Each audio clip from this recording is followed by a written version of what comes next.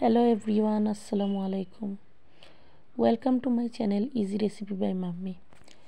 কেমন আছেন সবাই? আশা করি সবাই সবার পরিবার নিয়ে খুব ভালো আছেন। আলহামদুলিল্লাহ আমিও ভালো আছি। অনেক দিন পর আপনাদের সাথে একটা ভিডিও নিয়ে হাজির হলাম। তো ডিসেম্বরে ছুটিতে বাড়িতে গিয়েছিলাম। আপনাদের সাথে সেই ভিডিওগুলো শেয়ার করা হয়নি। কিছুটা অসুস্থও ছিলাম এবং বাসায় পারিবারিক আমার ফ্যামিলিরও অনেকেই অসুস্থ ছিল।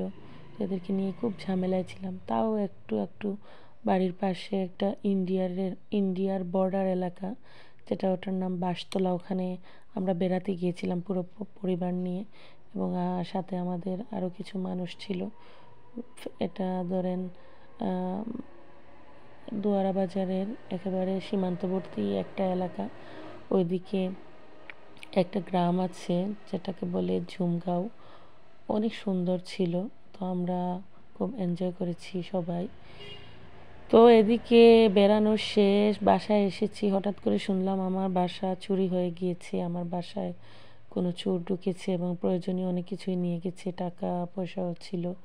আমার এরকম একটা ব্যাংক ছিল, অনেক দিন থেকে জমানো টাকা ছিল ওখানে।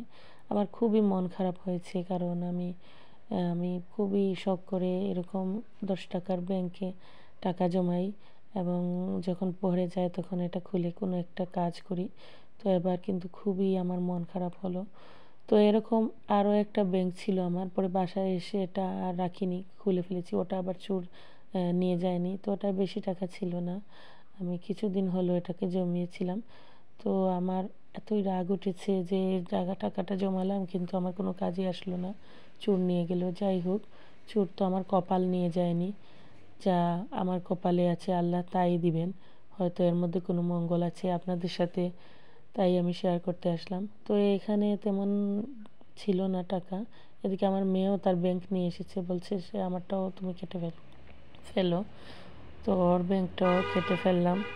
তো এদিকে এই দুইটা ব্যাংক কিন্তু চোর দেখেনি।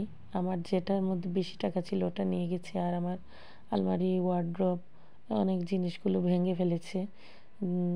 বেশিক্ষণ হয়তো চোর থাকতে পারেনি, ভয় আবার চলে গিয়েছে। তো যাই হোক, সবাই একটু সাবধানে থাকবেন যখন ছুটিতে বেড়াতে যাবেন। সবাই সবার প্রয়োজনীয় জিনিসপত্র সাথে নিয়ে যাবেন। আমি এবার যে ভুল করেছিলাম, কিছু জিনিস সাথে নিতে পারিনি, তাড়াহুড়ার মধ্যে চলে গিয়েছিলাম, সেজন্য আমার এই ক্ষতিটা হলো। আর এভাবে কখনোই হয়নি, তাই এক্সপিরিয়েন্সও ছিল না। তো যাই হোক, আমরা বাসায় এসে এর 2-1 দিন পরই আমার একটার পর একটা বিপদ আসছে। তো দেখে আল্লাহ যখন বিপদ দেন, একটার পর একটা দিয়ে দেন। এদিকে আমার ফ্রিজটা হঠাৎ করে ভেঙে যায়, আর ফ্রিজটা নষ্ট হয়ে গিয়েছিল কিছুদিন থেকে। অনেক দিন থেকে আমি ফ্রিজটা বদলানোর চেষ্টা করছিলাম, কিন্তু সময় সুযোগ হচ্ছিল না।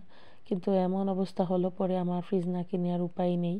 তো একটা ফ্রিজের শোরুমে আমরা গেলাম, সেখানে গিয়ে অনেকগুলো ফ্রিজের মধ্যে একটা ফ্রিজ আমার পরিবার সবারই পছন্দ হলো। তো আমরা এই ফ্রিজটা নিয়েই বাসায় আসলাম। সবাই আমাকে কমেন্ট করে জানাবেন যে ফ্রিজটা কেমন হয়েছে।